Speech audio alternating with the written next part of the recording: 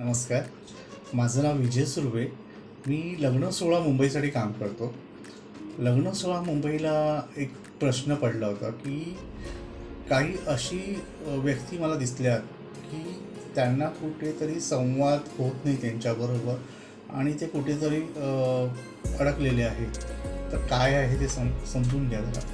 काय होतं आजच्या जमान्यामध्ये, काहीचं लव्ह मॅरेज होतं, ॲरेंज मॅरेज होतं, जे होईल ते, पण लग्न होतं आणि अशा जोडप्यांचं शॉर्ट पिरियडमध्ये, म्हणजे लग्न झाल्यापासून 1-2 वर्षात, 5 वर्षाच्या आतमध्ये काही कारणास्तव असतो अपघाती किंवा आजारपणाने मृत्यू होतो जोडीदाराचा.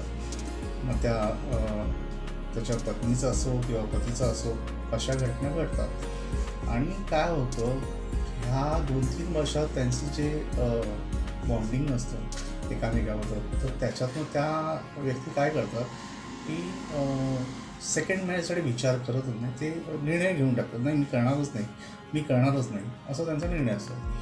आणि आईवडिलांना, कधीकधी सासू सासऱ्यांना पण वाटतं की माझा मुलगा तर गेला आहे एवढ्या यंग याच्यामध्ये, पण आमच्या सुनेने दुसरं लग्न करावं. ते स्पष्ट बोलू शकत नाही, पण त्यांना कुठेतरी मनात वाटतं की सुनेचं लग्न दुसरं करून देणं गरजेचं आहे. तर ही एक बाजू आहे. दुसरी गोष्ट, आई वडिलांनाही वाटतं की माझ्या मुलाचं पत्नी गेलेली आहे एवढ्या मधल्या शॉर्ट पिरियडमध्ये, तर त्यानेही कधीतरी लग्न करावं, सेकंड मॅरेज.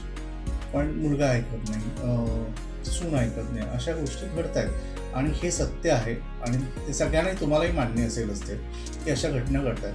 मग काय होतं आहे की आई वडील, सासू सासरे त्यांच्याबरोबर बोलताना जरा थोडे हे होतात की कसं बोलायचं, कसं समजून सांगायचं. तर हा जो प्रश्न आहे, म्हणजे हा संवाद साधण्याचा जो प्रकार आहे, तो होत नाही आहे. तर त्याच्यासाठी माझ्या लग्नसोहळा मुंबईचा एक कॉन्सेप्ट मी घेऊन आलो की संवाद साधणे.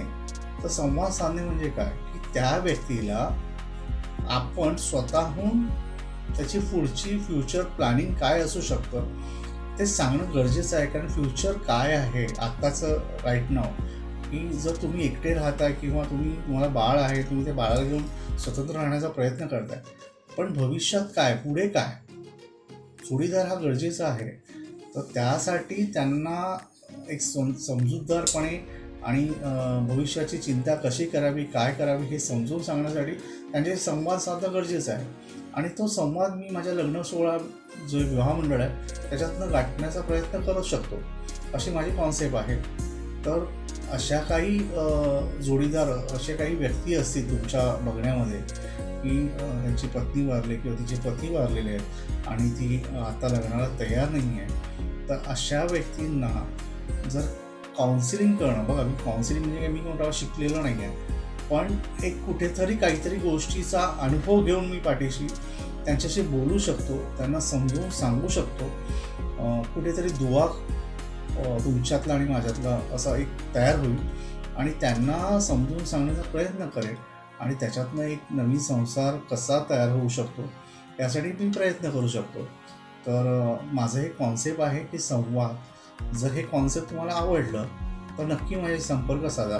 माझा नंबर आहे 9702527373. बघा मी चार्जेस तर घेतो, सगळ्यांकडून चार्जेस घेतो, पण कुठेतरी समाजाची ही एक गरज आहे असं मला वाटतं आहे. आणि म्हणून मी हा एक कॉन्सेप्ट घेऊन आलेलो आहे की जिथे आई वडील बोलू शकत नाही, सासू सासरे बोलू शकत नाही, तिथे त्रयस्थ व्यक्तीने सहभागी होणं गरजेचं आहे. म्हणून हा मी कॉन्सेप्ट आणला आहे, संवाद.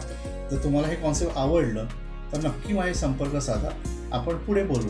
हा खर्च कदाचित सासू सासऱ्यांना करावा लागेल, आई वडिलांना करावा लागेल, पण तुमच्या फॅमिलीसाठी तो गरजेचा आहे असं मला वाटतं.